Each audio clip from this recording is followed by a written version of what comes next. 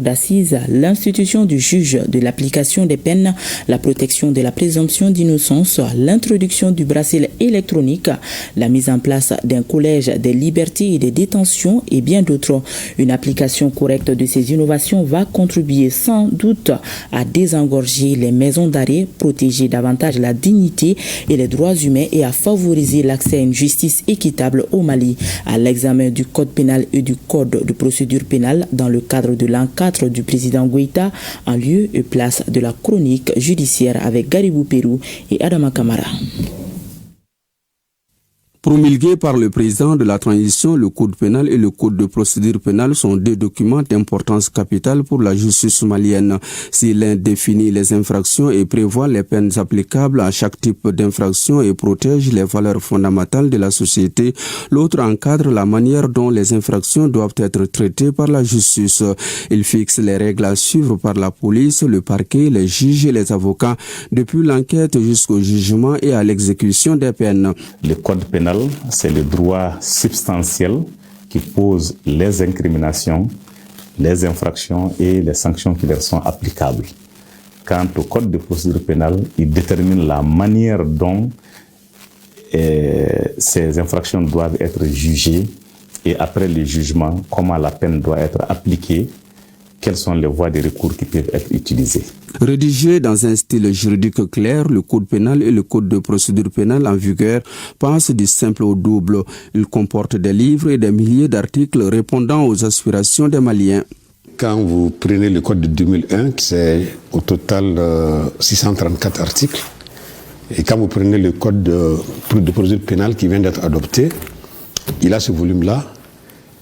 Et c'est au total 1373 articles. 1373 articles, donc c'est pratiquement, on passe du simple au double. Mais il n'y a pas que ça, parce que pour l'intérêt des praticiens du droit, le code de procédure pénale, le nouveau code, il va comporter deux grandes parties, essentiellement. Ce qu'on appelle la partie législative, où vous avez tous les articles qui sont à l'intérieur du code, et ce qu'on appelle la partie réglementaire, donc qui va prendre en charge l'ensemble des décrets d'application. De mémoire de Maliens, on n'a pas vu encore une telle refonte des textes pénaux. Cette fois-ci, on a choisi une numérotation analytique. Donc dès qu'on voit le chiffre d'un article, on sait où c'est positionné dans le code. Cela a plusieurs avantages parce que cela permet, jusque-là il y a eu des relectures, cela permet de ne plus faire de relectures. Et lorsque il y a des changements qui interviennent, comme c'est le cas dans tous les pays du monde, quand les changements interviennent, au lieu de faire un nouveau code pénal, il suffit de changer les articles correspondants. Et là, on le fait sans avoir à chambouler l'architecture générale du code. Partie législative et réglementaire, le ministère est passé par le diagnostic des anciens textes, les consultations, la rédaction, les relectures croisées, l'adoption par le Conseil des ministres, le Conseil national de transition et puis la promulgation par le président de la transition. Toutes ces étapes ont été respectées pour aboutir aux résultats tangibles. Le ministère de la Justice a d'abord commandité ce que nous avons appelé un diagnostic du droit judiciaire, qui avait pour but de faire la synthèse de tout ce qui existe comme textes pénaux, de voir les faiblesses et de voir lesquels de ces textes doivent être sujets à une modification quelconque. Déjà dans le diagnostic, on posait quelques problèmes, mais nous avons voulu faire quelque chose de participatif. On a donc interrogé les professionnels, mais aussi le public. Le public, les justiciables, tous ont été mis à contribution. La première étape était déjà en novembre 2017, où il y a eu un travail d'écoute qui a pris à peu près 6 mois. Une fois que le travail de rédaction était achevé, c'était d'amener le texte devant ce qu'on appelle la commission permanente législative. Et ce travail a pris environ près de 2 ans. Près de 2 ans. La troisième grande étape maintenant, c'était au niveau de l'atelier national de validation, qui a eu lieu, je crois, il y a effectivement 2 ans, et qui a permis de regrouper l'ensemble des corps de la société malienne qui sont venus, qui ont donc donné leur avis sur ce texte, y compris des universitaires. Et c'est après donc que le code est passé en Conseil des ministres pour être adopté. En termes de réforme et d'innovation, le code pénal et le code de procédure pénale donnent aux acteurs de la justice une série de centres d'intérêt. Il s'agit des réformes relatives aux infractions liées au terrorisme, à la cybercriminalité, à la traite des humains, à la corruption, au renforcement des droits de la défense, à la prise en compte des victimes, sans oublier le respect des droits humains. Nous avons l'introduction de beaucoup d'infractions qui jusqu'ici n'avaient pas trouvé de définition dans le code pénal, notamment l'esclavage par ascendance. L'esclavage est une pratique interdite dans la Constitution et qui interdit toute forme de discrimination, mais on n'avait pas une base légale qui permettait de réprimer cela. Donc on a donné corps à cette incrimination dans le nouveau code pénal. Nous avons aussi les bracelets électroniques, donc les moyens électroniques de contrôle qui sont introduits et qui permettent d'être un palliatif à l'emprisonnement. S'agissant du code de procédure pénale, il faut dire qu'une des innovations majeures, c'est la suppression des cours d'assises. Une autre innovation majeure, c'est l'instauration du collège de la liberté et des détentions. Et une autre particularité qui est très importante, c'est la reconnaissance des pouvoirs de police judiciaire à la future brigade des mines qui sera mise en place pour traquer tous ceux qui sont dans l'exploitation illicite des substances minérales. Une autre innovation qui me semble particulièrement importante, ça c'est la prescription. Il faut dire que par rapport au dossier de corruption, il a été décidé que lorsque ça atteint le seuil criminel, les infractions sont imprescriptibles. Je crois qu'avec ce dispositif qui est là, avec les personnels que nous sommes en train de recruter, avec les formations qui vont suivre, nous aurons une justice qui sera à hauteur de souhait. Le code pénal et le code de procédure pénale sont là. Le Mali affirme donc sa volonté d'une justice moderne, protectrice et équitable. Il appartient maintenant aux institutions, aux praticiens et à la société de donner vie à ces textes fondamentaux promulgués par le président de la transition, précisément le 13 décembre 2024. Le Premier ministre de l'administration territoriale et de la décentralisation, le général de division Abdoulaye Maïga, a présidé ce matin à la primature la réunion du comité de pilotage chargé de la digitalisation de l'administration. Lors de cette rencontre ont été présentés aux membres du comité le logiciel de gestion de l'état civil et le projet des systèmes intégrés de gestion des ressources humaines, des fonctions publiques de l'État et des collectivités territoriales. Toutes ces actions s'inscrivent dans le cadre de la digitalisation de l'administration prônée par le président de la transition, le général d'armée Assimi Goïta. Le Premier ministre a félicité les experts pour la qualité des différentes applications avant leur présentation au chef de l'État dans les jours à venir. Reportage Mamari Kone et Ali Outouri. Près de 5 mois après sa création, l'Agence nationale de sécurisation des actes d'état civil développe, en relation avec le CTDEC, Centre de traitement des données de l'état civil, une application destinée aux structures de santé et à l'état civil. Une action qui s'inscrit dans le cadre de sa mission d'identification des moyens électroniques, la conception, la production et l'authentification des actes d'état civil, à savoir naissance, mariage et décès. L'application est présentée aux membres du comité de pilotage de la digitalisation de l'administration présidé par le Premier ministre, chef du gouvernement. C'est une application qui permet la gestion de tous les actes d'état civil. Ça passe par l'acte de naissance, l'acte de mariage, l'acte de décès. En réalité, tous les documents qui sont délivrés par des centres d'état civil. Ces avantages sont multiples.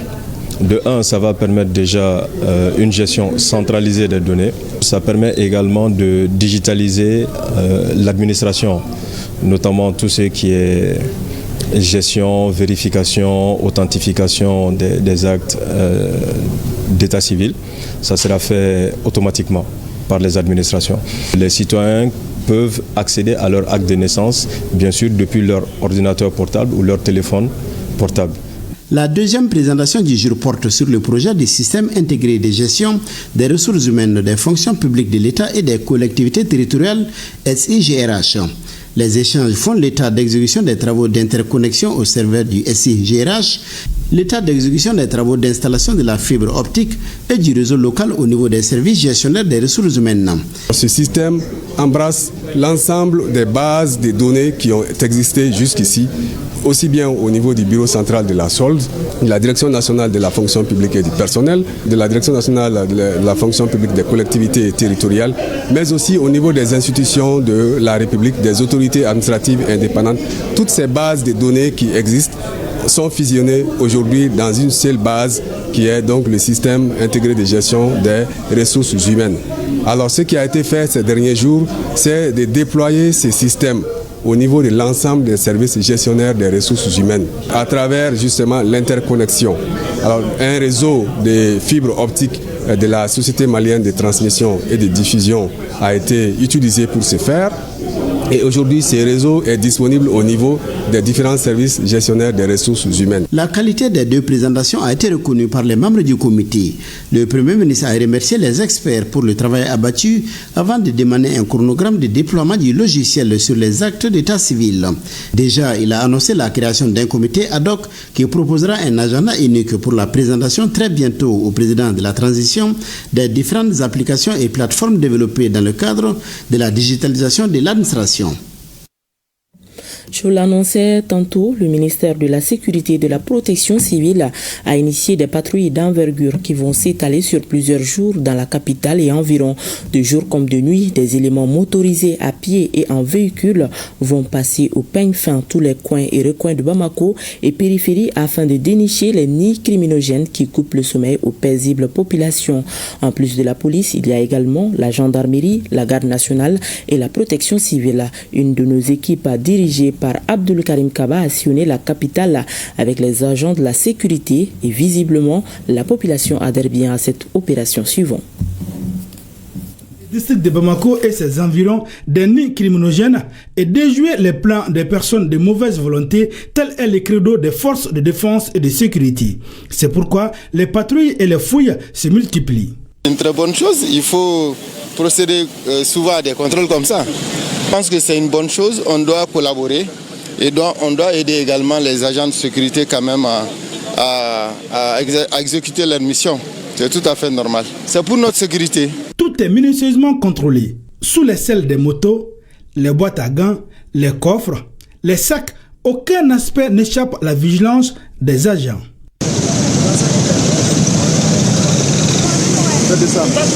Il faut qu'on encourage nos forces armées.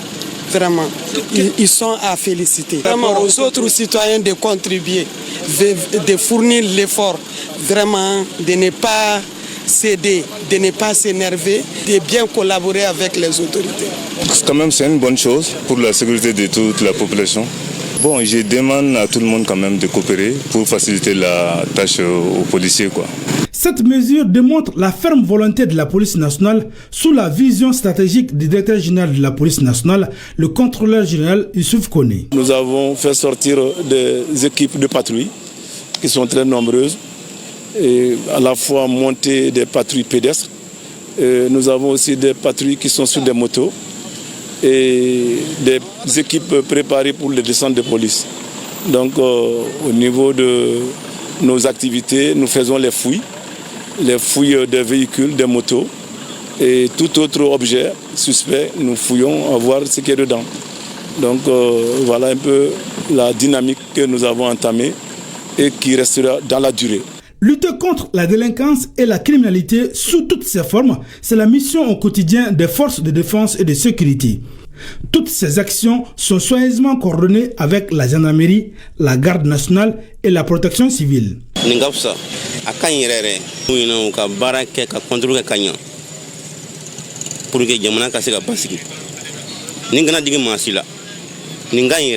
Agila ni kain ko jugu ni agila nyana mai parce que ne a fora ko jamana ka gila donc taniro ambe bi jen ni de ko donc jamana ti se ka tani contrôle te ko fo contrôle ga kere jagoya oh ni contrôle ti femi do mo ko shita do donc ne wa agila ni ko jugu ko donc on continue na bon no mi mu fuye no e mi la jo ni baro sierellement il a joré jelendo problème ta la bi jo bi contrôler do mo ko fa ko tew.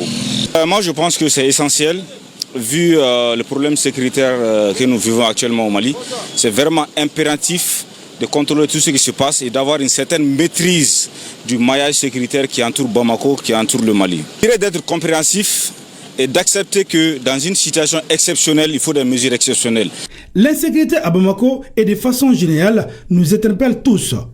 À cet effet, le ministre de la Sécurité et de la Protection civile a réuni toutes les forces en son sein afin de sécuriser la capitale et ses environs.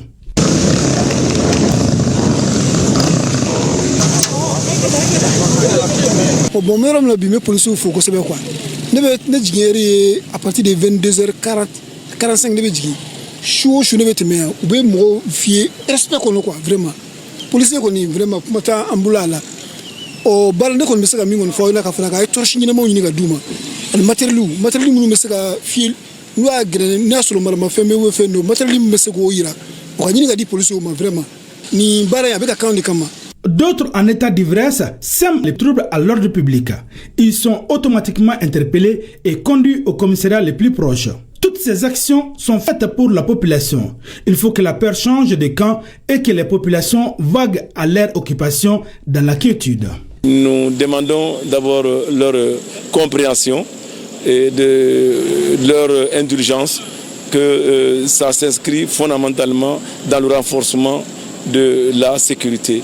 Et c'est en cela que les actions peuvent se développer et eux-mêmes pourront nous donner des éléments de renseignement qui pourront nous apporter assez de succès.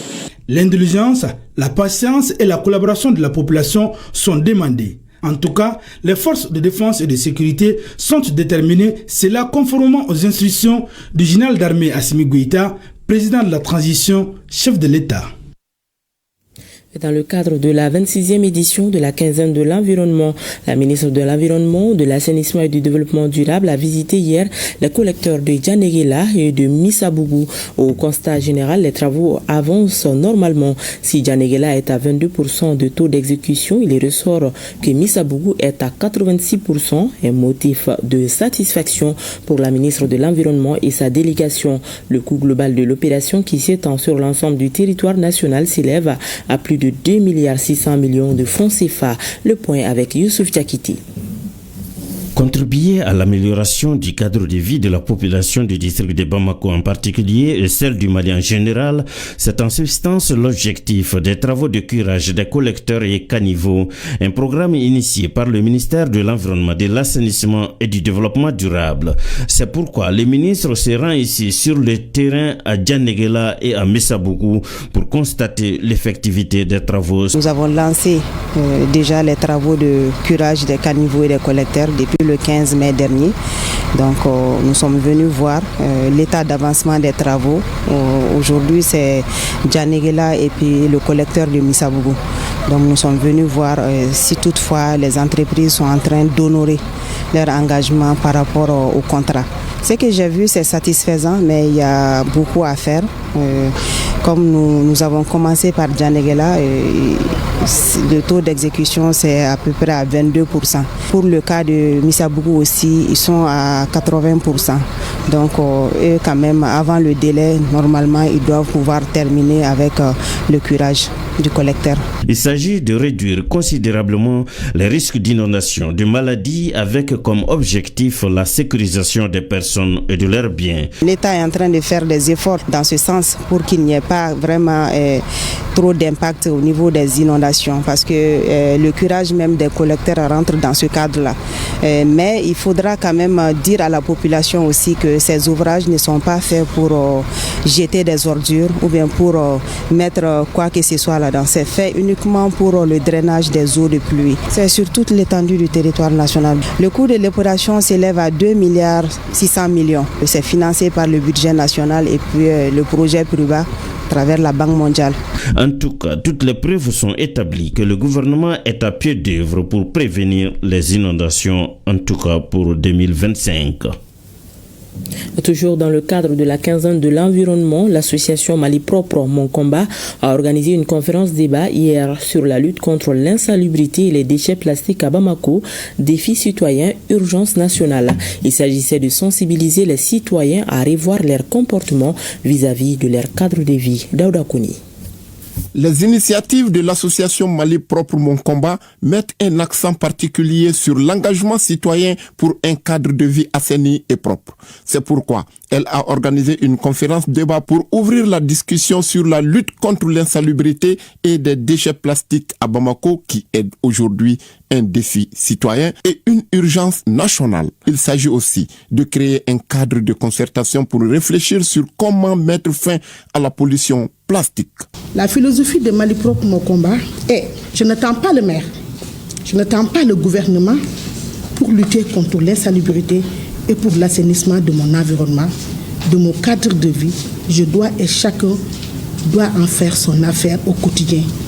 Et la vision de Mali Propre Mon Combat, qui est d'amener les citoyens maliens à prendre conscience et adopter un comportement citoyen vis-à-vis de leur cadre de vie pour éviter l'insalubrité. Le ministre de l'Environnement, de l'Assainissement et du Développement durable apprécie la contribution de l'association Mali Propre Mon Combat pour ses actions en matière de l'assainissement aux côtés des autorités du Mali. Ces différentes initiatives en droite ligne des missions de mon département et contribuent à l'atteinte des objectifs de nos politiques et stratégies environnementales et climatiques.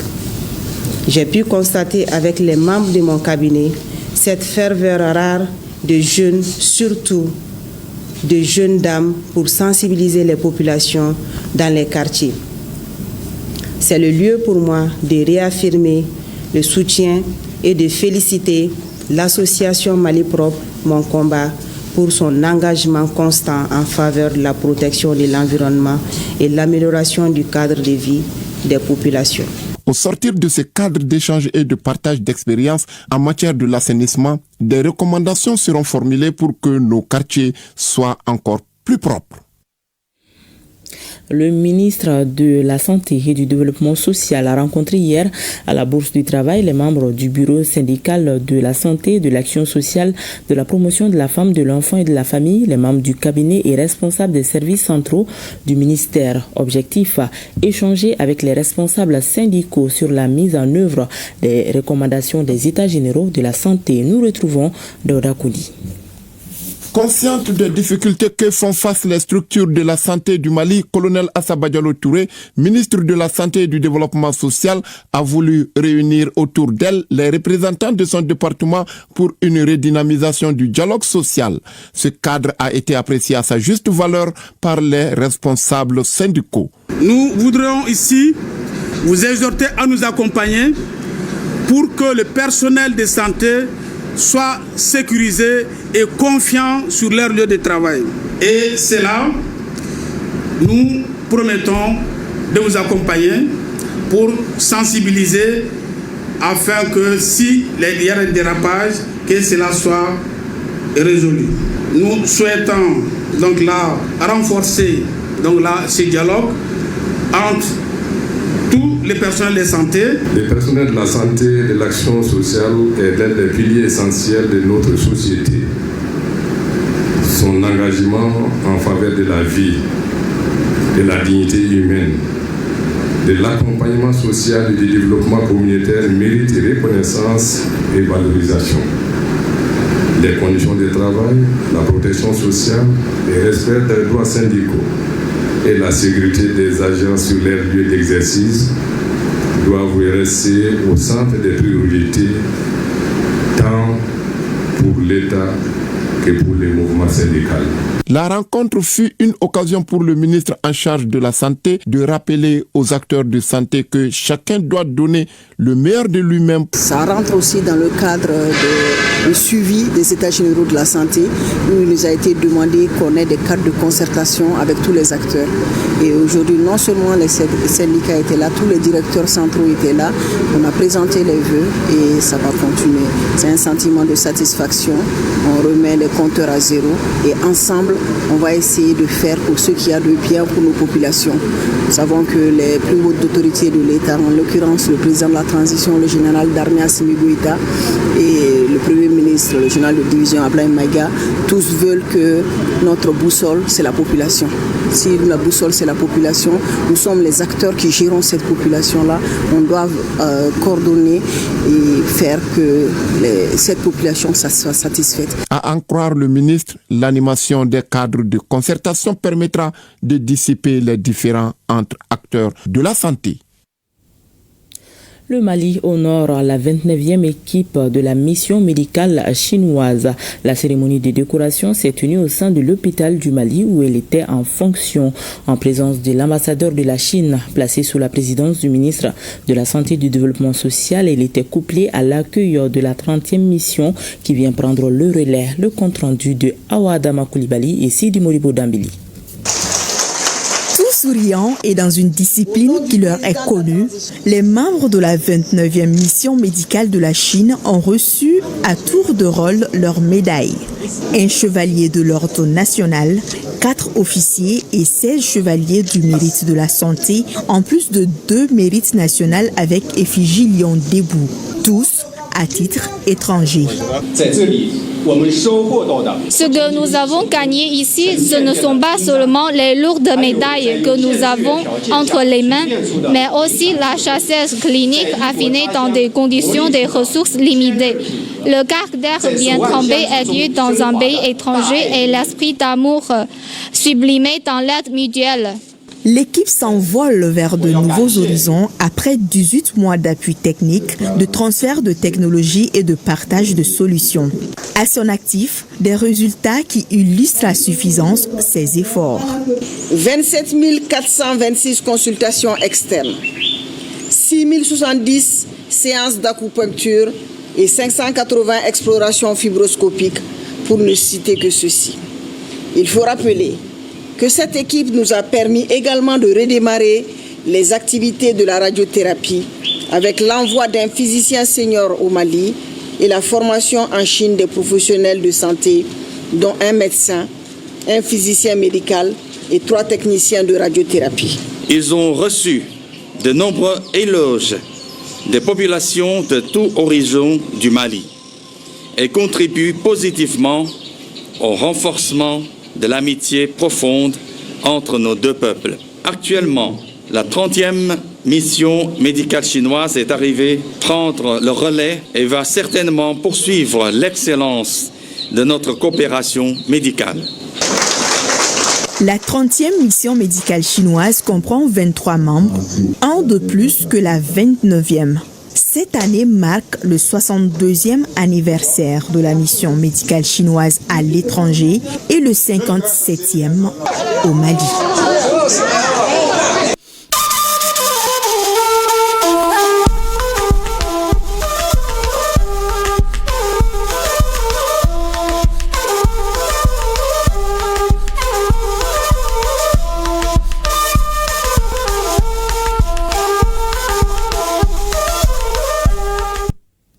Le président du Faso, le capitaine Ibrahim Traoré, a présidé hier au palais de Koulouba de Ouagadougou l'exécution pour la première fois de l'hymne de l'AES.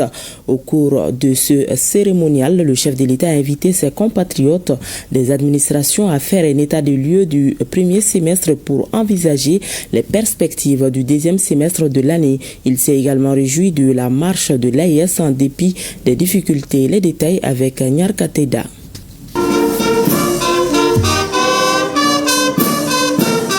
L'hymne de la Confédération retentit ce lundi 9 juin au palais de Koulouba à Ouagadougou pour la première fois à la faveur de la traditionnelle montée de couleurs. Preuve que l'AES se construit en dépit de toutes les adversités et des difficultés de tous ordres, déclare d'entrée le président du Faso en s'adressant au personnel de la présidence et par ricochet à tous les Burkinabés.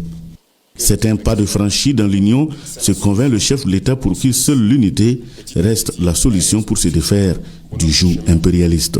Nous sommes approchés tous les jours par ces impérialistes-là pour amener un des trois à trahir l'autre.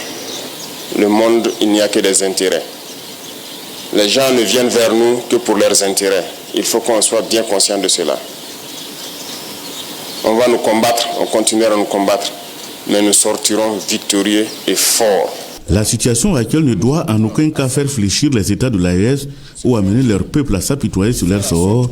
Elle doit être plutôt une source d'inspiration à continuer la lutte pour vaincre l'ennemi et sortir fort de cette guerre avec une maîtrise parfaite des enjeux du combat engagé au Sahel contre ces populations. Une fois que nous avons atteint un certain niveau, vous comprendrez encore mieux pourquoi on nous combattait. Parce que notre pays est riche. Riche de sa valeur humaine, riche de ses valeurs morales, mais surtout riche dans son sous-sol. Je vous le dis, je vous le répète, on est très riche. Et c'est ça notre problème majeur. C'est pour cette richesse qu'ils ne veulent pas qu'on puisse d'abord connaître qu'on est riche et pouvoir exploiter nos richesses. Et au-delà du Burkina, le Sahel tout entier est riche, immensement riche. Et je sais que vous le savez tous. Le Sahel ne restera pas pauvre. Nous continuerons notre bonhomme de chemin, continuer à construire l'AES, à être fort, résilient, faire de l'AES un espace de sécurité totale, pouvoir exploiter convenablement nos ressources et que ça puisse profiter donc à nos masses populaires. Ce sont ces richesses qui sont convoitées. Le Burkina Faso ne cédera rien. Mieux, elles seront exploitées par le Burkina Faso pour les Burkinabés afin de changer le visage du pays. Mais ces richesses doivent profiter aux Burkinabés. Rien n'a encore commencé en termes d'exploitation des ressources naturelles et de rétribution donc au niveau des masses populaires.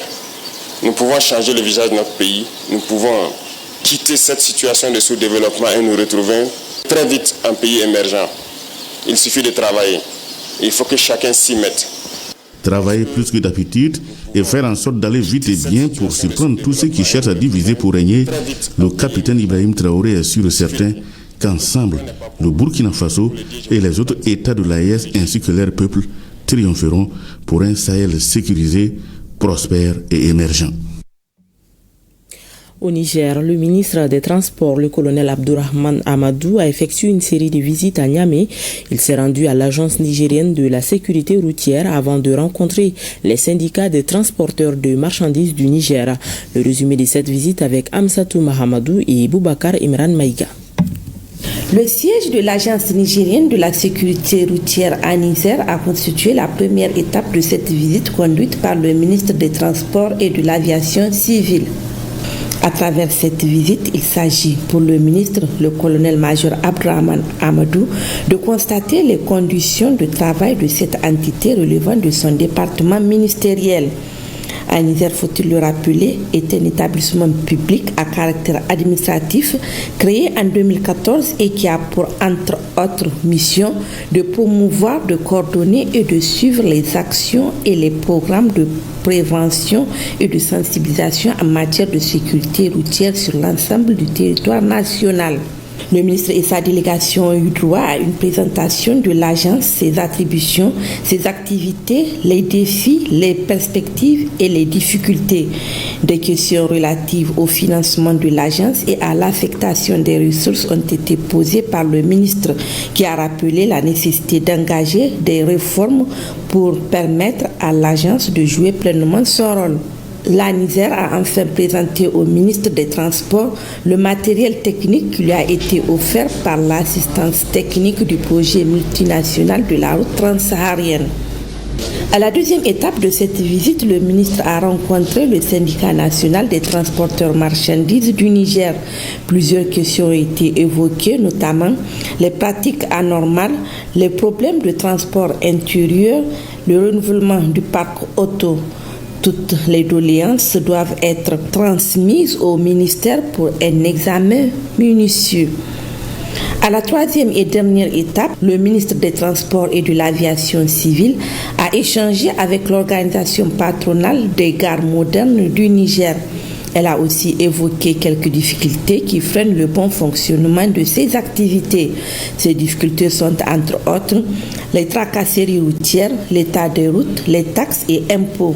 Le ministre des Transports a demandé aux membres de cette organisation d'introduire très rapidement ces doléances pour un traitement efficace.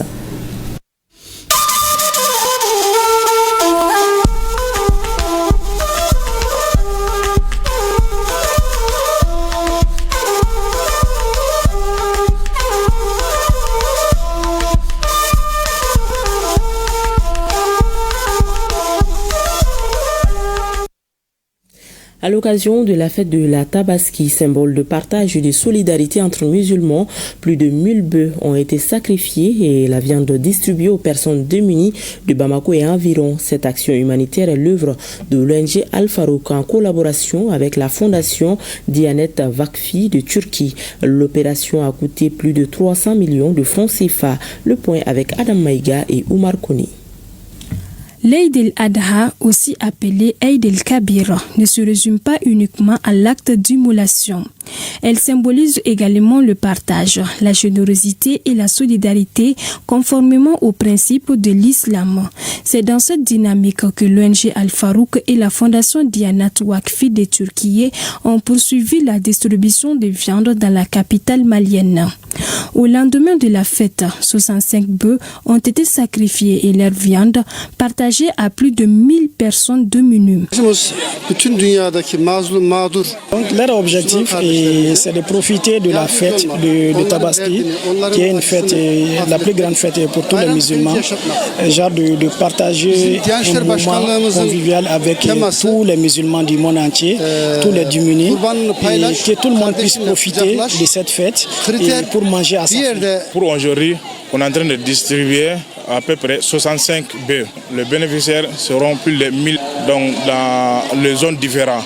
Donc en coût total, c'est à peu près 300 millions. Bénéficiaires comblés de joie ont exprimé leur gratitude pour ces gestes de solidarité en ce moment important. Je remercie l'ONG Al-Farouk et la fondation Diyanet Vakfi de la Turquie pour cette action humanitaire. Qu'elle se poursuive chaque année car la récompense pour l'ONG Al-Farouk et la fondation Diyanet Vakfi de Turquie ont entamé la distribution dès le premier jour de la fête de la Tabaski à Bamako et environ. En 4e région, l'ONG Care International vient de procéder au lancement officiel d'un nouveau projet intitulé l'Eterdei sans Charity. Le projet vise à apporter une assistance sociale aux personnes en situation difficile dans la région de Ségou, aux personnes déplacées internes ainsi qu'aux hôtes vulnérables. Plus de 700 ménages seront touchés par le projet dans les cercles de Bla et de Massina pour une durée de 12 mois. Reportage Honoré Tchenou et Karamoro Traoré. L'Eterdei Sainte Charity, LDSC, est un projet de Care International Mali. Il œuvre pour une assistance sociale aux personnes en situation de vulnérabilité. La présente cérémonie consacre le lancement officiel du projet en 4e région, un projet avec une approche multisectorielle. La nature de l'exposition de ces communautés et le niveau de vulnérabilité actuel exige quand même une réponse multisectorielle. La réponse sectorielle, c'est là de fâcheux, que ça ne répond les besoins que sous une seule facette.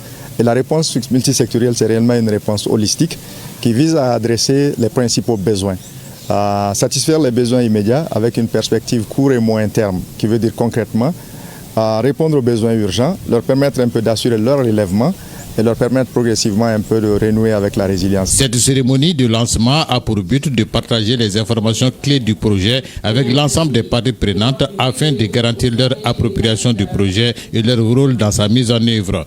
La région de Ségou, comme vous le savez, et en particulier les cercles de Bla et Massina font face à des défis humanitaires majeurs.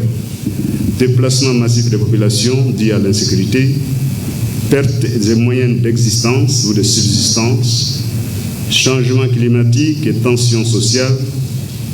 Dans ce contexte, mesdames et messieurs, ce projet arrive à point nommé.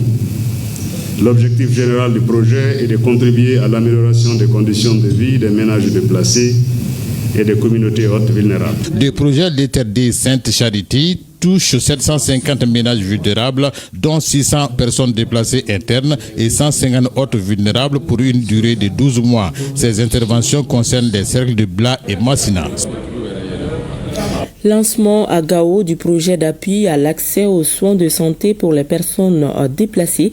Il est financé à hauteur de plus de 55 millions de francs CFA par le CERFA et mis en œuvre par l'ONG Asdenim. Le dit projet s'étend sur 12 mois. Les précisions avec Arakiato Touré et Alassane Amadou. Adapter les soins de santé aux besoins spécifiques des populations déplacées internes, C'est là afin de garantir des services de santé accessibles et de qualité. C'est l'objectif global de ce projet qui vient de voir le jour à Gao. Intitulé Projet d'appui à l'accès aux soins de santé pour les personnes déplacées, le programme d'une durée de 12 mois est mis en œuvre par l'ONG Asdemin. Nous déploierons des actions concrètes, notamment l'opérationnalisation des cliniques mobiles dans les zones prioritaires, la formation des relais communautaires sur l'identification et l'orientation des patients atteints des pathologies fréquentes, la sensibilisation communautaire de proximité, notamment à travers des causeries éducatives. Et enfin, la diffusion de messages de sensibilisation en langue locale à travers les radios communautaires afin de toucher le plus grand nombre et de lever les barrières linguistiques. Que ces actions prévues soient mises en œuvre dans un esprit de collaboration, de transparence et de proximité avec les bénéficiaires. Couvrant toute la région de Gao, le projet bénéficie de l'appui financier du Fonds d'urgence des Nations Unies en partenariat avec l'Organisation mondiale de la santé. Le coût de financement est de plus de 55 millions de francs CFA. Avec plus de 50 000 personnes déplacées internes que compte la région de Gao selon le DTM de septembre 2024 et avec toutes les difficultés par rapport à l'accès aux soins de santé primaires que nous connaissons au niveau de la région, nous ne pouvons que exprimer notre satisfaction pour l'avènement de ce projet. La région de Gao regorge plusieurs sites de déplacés internes, notamment dans les cercles de Gao, Ansongo et Bourem. Zemine arrive donc à point nommé et son initiative est salutaire.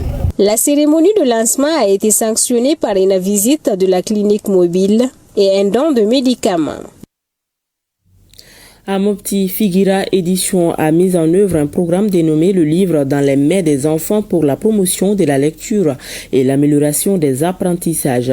Financé par la coopération suisse, il s'agira d'organiser des espaces modèles de lecture, de former des enseignants à l'utilisation des livres reçus, former les volontaires communautaires issus des comités de gestion scolaire à la gestion et à l'animation des bibliothèques. Reportage Bintou Tatoutienta. Une pièce sans livre est comme un corps sans âme, dit-on.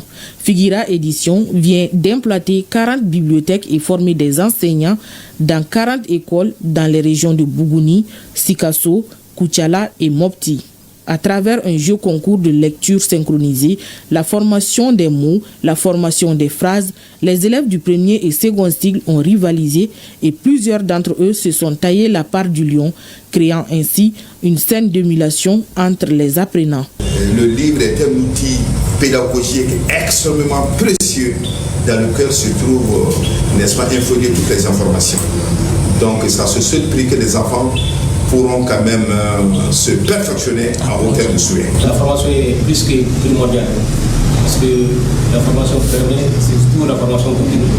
Donc ça permet aux enseignants de renforcer leurs capacités et de bien gérer les bibliothèques. Ces activités d'installation de bibliothèques, de formation des enseignants, des agents communautaires à la formation des livres reçus permettront aux bénéficiaires de se familiariser avec les livres et développer un amour pour la lecture. Celui qui apporte une bibliothèque apporte le savoir et le savoir-faire, participe sans nul doute à la construction du savoir de demain, nos enfants. Avoir des initiatives d'espace culturel, de encore renforcer la capacité des enseignants, je pense que ça nous renforce davantage aussi dans notre mission de tous les jours qui est redonner à l'école son image d'antan. Notre objectif, c'est 2000 bibliothèques d'ici à 2035, 2000 bibliothèques scolaires, pour que nos enfants cessent d'être éduqués, instruits à côté du livre. Parce que l'essentiel du savoir se trouve dans le livre, il faut aller avec le livre, éduquer nos enfants avec le livre. À retenir que le programme Le livre dans les mains des enfants pour la promotion de la lecture et l'amélioration des apprentissages LIMPLA est financé par la coopération suisse, initiée et mise en œuvre par Figuira Édition. est à retrouver désormais dans vos librairies. Sous le poids des mots, un recueil d'islam initié par Sommet Print. Cet ouvrage capture l'essence du vécu, explorant des thèmes qui touchent, bouleversent et éveillent les consciences. En 150 pages, Bouré-Madara invite les lecteurs à ressentir le poids des injustices, des joies, des luttes et des espoirs qui façonnent nos vies. Dakan, un destin pour la musique est une œuvre d'Aboubacar Eros Sissoko. L'auteur y retrace en 83 pages le parcours de Daouda Kone, un jeune passionné de musique qui a parcouru le monde aux côtés du légendaire Salif Keita, surnommé le Cheval Blanc. À travers ce livre, Aboubacar Eros Sissoko met en lumière la musique comme levier de construction personnelle, de liens sociaux et de rayonnement international. Le Mali, à travers sa délégation permanente auprès de l'UNESCO, a répondu présent à la semaine africaine de la dite organisation qui s'est tenue à Paris, en France, du 19 au 21 mai dernier. Cette édition était placée sous le thème Solidarité mondiale pour la restitution et la restauration du patrimoine africain par le biais de la culture. Au cours de cet événement, la délégation permanente a fait découvrir le Ouidjila en mai du Mali. Lors d'une réception, il a été l'occasion pour les participants de mettre en lumière la richesse culturelle du continent, l'importance de l'éducation pour stimuler l'innovation. Le commentaire de Djourachi Diakité. Cet événement annuel qui célèbre la diversité culturelle du continent a été marqué par des expositions culturelles, des prestations d'artistes et des réceptions cocktails promouvant le patrimoine culturel de l'Afrique et sa diaspora. Les représentants de la fondation SAER Group du Mali ont fait une exposition photographique sur les manuscrits de Tombouctou et l'art de l'aiguille qui illustre le savoir-faire ancestral du coton. Le projet Madi Mode, quant à lui, était chargé d'inviter un artiste venant du Nord Mali. La semaine africaine a été une semaine très spéciale, riche, parce que c'est l'année de la culture qui s'étend du nord au sud en passant par le centre du Mali. Et Tchalé Arbi chante dans toutes les langues du Mali. Et Tchalé m'a fait l'honneur, m'a fait confiance. Tchalé est venu. Lors de la soirée gala de clôture le 21 mai dernier, l'artiste malien Ibrahim Ditchalé Arbi a offert des prestations musicales, dont une chanson spécialement dédiée à la paix au Mali. La paix au nord du Mali, la paix au sud du Mali. Je suis vraiment très content, vu la motivation des Maliens, de l'Afrique même. Vous avez vu la salle, tout le monde était sous l'effet de la danse, tout le monde chante avec moi, tout le monde danse avec moi. Vraiment, j'étais très content, je n'ai pas de mots en amour. Et je profite de cette occasion pour remercier toute la diaspora malienne.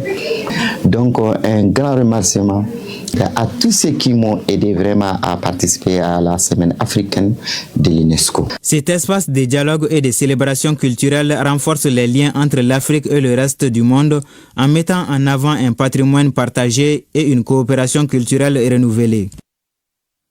À suivre ce soir dans nos programmes, Malikoura Tassira version Bambara qui reçoit le ministre de la Justice et des Sports chargé de l'instruction civique et de la construction citoyenne. Malikoura Tassira à suivre à 21h30.